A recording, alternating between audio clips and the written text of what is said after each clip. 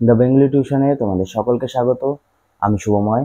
আমরা কোনি নামক গল্পটি যে আলোচনা শুরু করেছিলাম, আজ তার নবম অধ্যায়ের বিষয়বস্তু নিয়ে আলোচনা করব। এর আগেও আমরা প্রচুর বিষয়বস্তু নিয়ে আলোচনা করেছি। আজ আমরা 9 নম্বর অধ্যায়ের বিষয়বস্তু নিয়ে আলোচনা করব। চলো তাহলে শুরু করছি। আমরা কোনি গল্পের যে বিষয়বস্তু আলোচনা শুরু করেছিলাম, আজ তার নবম অধ্যায়ের বিষয়বস্তু আলোচনা করবার দিন। আজ আমরা নবম অধ্যায়ের বিষয়বস্তু আলোচনা করব। রাত্রে যাত্রা শুনে রাত 1টায় ঘুমিয়ে কোনি পরদিন সকালে সাঁতার প্র্যাকটিসে এসে নির্দিষ্ট সময়ের আগেই ক্লান্ত হয়ে পড়েন। অনেক কাকুতি মিনতির পরেও প্রতিদিনের রুটিনে কোনো ছাটখাট করতে চায় না ক্ষিতীশ। কোনির রাগ, বিরক্তি, কষ্টকে জেদে পরিণত করতে চান তিনি। সাঁতার শেষ করে কোনি প্রতিদিন ক্ষিতীশের বাড়িতে সকালের খাবার খেতে যায়, কিন্তু আজ দেরি হয়ে যাওয়ায় সে সরাসরি লীলাবতীর দোকানে চলে যায়। দেরি হয়ে যাওয়ার লীলাবতী ইতিমধ্যেই নিজের দোকান খুলেছেন। কোনিকে তিনি বেরিয়ে যেতে বললেন। খিদে আর ক্লান্তিতে কোনির পা টলছিল, কিন্তু লীলাবতীর কাছে ছুটি চেয়েও সে পায় না। ক্ষিতীশ দর্জির দোকান থেকে ছাঁট কাপড় কিনে কোনিদের বাড়ি যান। সেখানে গিয়ে তিনি কোনির মায়ের কাছে তার ক্লান্ত হয়ে পড়ার কারণ জানতে চান এবং কোনির ব্যাপারে যত্ন নিতে বলেন। বাড়ি ফিরে তিনি দেখেন যে কোনি ঘরের মেঝেতে ঘুমোচ্ছে। কোনির মাথায় তিনি হাত বুলিয়ে দিতে থাকেন। এর মধ্যে কোনি বিড়বিড় করে তার দাদাকে কুমির দেখানোর কথা স্মরণ করিয়ে দিলে ক্ষিতীশ তাকে চিড়িয়াখানা এবং আরও অনেক দর্শনীয় স্থান দেখানোর আশ্বাস দেন। রবিবার ক্ষিতীশ কোনিকে নিয়ে চিড়িয়াখানা দেখতে যান।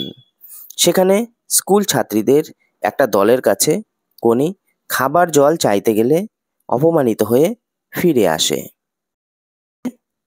ওই দলেরই একটি মেয়ে, হিয়া মিত্র, কোনিকে জলের গ্লাস এগিয়ে দেয়, কিন্তু কোনি তা গ্রহণ না করে ঠেলে ফেলে দেয়। ক্ষিতীশ কোনির এরকম অস্বাভাবিক ব্যবহারের জন্য বকুনি দেওয়ার কথা ভেবেও দেন না, কারণ তিনি জানতেন হিয়াই কোনির ভবিষ্যৎ প্রতিদ্বন্দ্বী।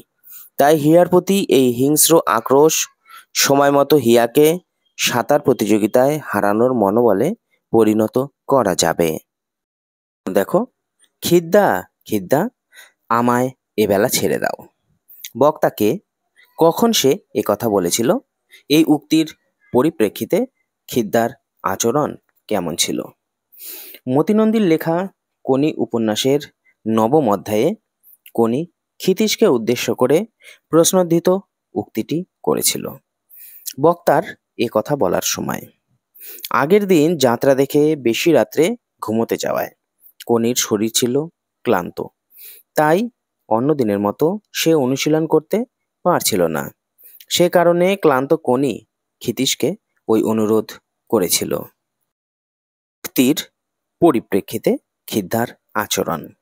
কোনি যাতে নির্দিষ্ট সময়ে অনুশীলন করে এবং ডাঙ্গায় না উঠে, তাই প্রথমে ক্ষিতীশ কোনিকে ঢিল ছুঁড়ে বাঁশের লগা দিয়ে ভয় দেখান।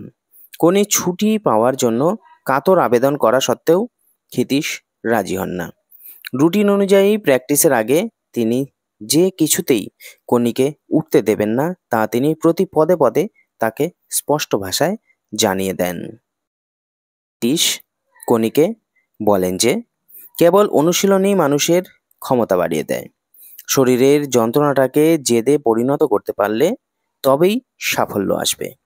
আসলে এসব কথা বলে তিনি কোনির মধ্যের প্রবল বিজয় আকাঙ্ক্ষা জাগিয়ে তুলতে চেয়েছিলেন।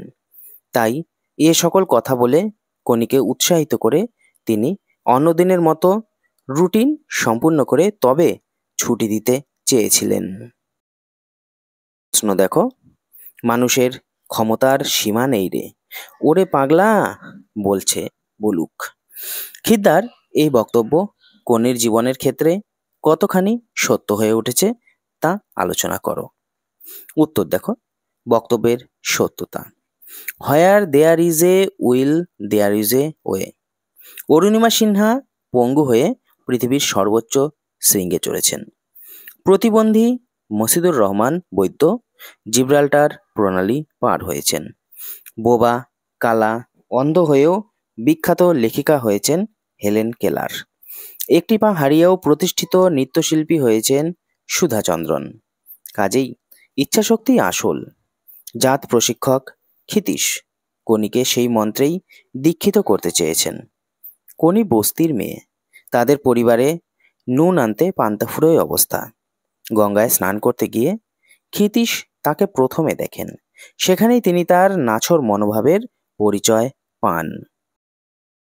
পর 20 ঘন্টা অবিরাম হাঁটা প্রতিযোগিতায় কনিকে শেষ পর্যন্ত টিকে থাকতে দেখে ক্ষিতীশ তার সহনশক্তির পরিচয় পান। রবীন্দ্র সরোবরে সাঁতার প্রতিযোগিতায় হেরে যাওয়া কনির মধ্যে তিনি দেখতে পান আবেগের ছোঁয়া। চ্যাম্পিয়ন হয়ে ওঠার জন্য যা যা দরকার তার সব উপাদানই কনির মধ্যে উপস্থিত দেখে ক্ষিতীশ তাকে দক্ষ সাঁতারুতে পরিণত করার জন্য উঠে পড়ে লাগেন। জুপিটার থেকে নির্বাসিত হয়েও ক্ষিতীশ কনির প্রশিক্ষণের জন্য জুপিটারেই দ্বারস্থ হয়েছেন, কিন্তু সেখানে জায়গা হয়নি কনির। বাধ্য হয়ে তিনি রেইভ্যাল অ্যাপোলোতে কনির সাঁতারের ব্যবস্থা করেছেন। সাঁতার শেখার শুরুতে অমিয়ার কথা অনুযায়ী কনির হাতের টানও দিতে শেখেনি, কিন্তু সারা বছর ধরে এমনকি শীতকালেও কঠোর অনুশীলনের মধ্য দিয়ে ক্ষিতীশ তাকে ইস্পাতে পরিণত করেছেন। প্রতিদিন কনির জন্য হাড় ভাঙ্গা 2 মাইল সাঁতারের শিডিউল তৈরি করেছেন। 70 সেকেন্ডে 100 মিটার পূর্ণ করার টার্গেট দিয়েছেন। নিয়ন্ত্রিত এবং কঠোর শ্রমের কোনো বিকল্প নেই। কনি অমিয়াকেই পা ধোয়া জল খাইয়েছে জুপিটারের কম্পিটিশনে। অমিয়ার পরিবর্ত হিসেবে রিলে রেসে সুযোগ পেয়েই ভারত সেরা সাঁতারু রমা যোশীকে পরাজিত করার প্রমাণ করেছে।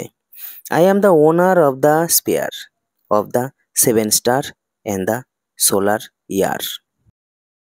প্রশ্ন দেখো, হতভম্ব শুধু হিয়াই নয়, ক্ষিতীশও। হিয়া ও ক্ষিতীশের হতভম্ব হওয়ার কারণ ব্যাখ্যা করো। মতি নন্দীর কনি উপন্যাসে হিয়া মিত্র ও ক্ষিতীশ সিংহ হতভম্ব হয়েছেন কনির অসঙ্গত আচরণে। কনি আঘাত করে হিয়ার হাত থেকে জলের গ্লাস ছিটকে ফেলে দিয়েছিল। অপ্রত্যাশিত এই ঘটনায় দুজনেই অবাক হয়ে গিয়েছিল। হিয়ার হতভম্ব হওয়ার কারণ, কনি তৃষ্ণার্ত হয়ে জল চাইতে গেলে বড়লোকদের মেয়েদের স্কুলের দিদিমণি মিস নন্দী তাকে দূর দূর করে তাড়িয়ে দেন। হতাশ হয়ে কনি চলে আসে। তার মনে চাপা ক্ষোভ। এমন সময় হিয়া ছুটে আসে। তৃষ্ণার্তকে জল দান করা ভালো কাজ, এটা হিয়া জানে। শিক্ষিকা হয়েও মিস নন্দী জানেন না। ভালো কাজের প্রতিদানে কৃতজ্ঞতা কিংবা ধন্যবাদ আশা করাটাই স্বাভাবিক, কিন্তু তার পরিবর্তে কনির কাছ থেকে আচমকা আঘাত পেয়েছে হিয়া। তার হাতের গ্লাস ছিটকে পড়েছে, তাই সে হতভম্ব হয়ে গেছে। ক্ষিতীশের হতভম্ব হওয়ার কারণ, একগুঁয়ে কিংবা জেদি হলেও ক্ষিতীশ কনিকে শান্তশিষ্ট অনুগত হিসেবেই জেনেছেন। কনি কখনোই কোনো অদ্ভুত আচরণ করেননি, তাই হিয়ার উপচিকিৎসায় ব্যাঘাত হানা কনিকে ক্ষিতীশের অপরিচিত মনে হয়েছে। কনির এই ব্যবহারে ক্ষিতীশ তাই প্রথমে কিং কর্তব্যবিমূঢ় হয়ে পড়েছেন। পরে হিয়ার কাছে কনির আচরণের জন্য ক্ষমা চেয়ে নিয়েছেন।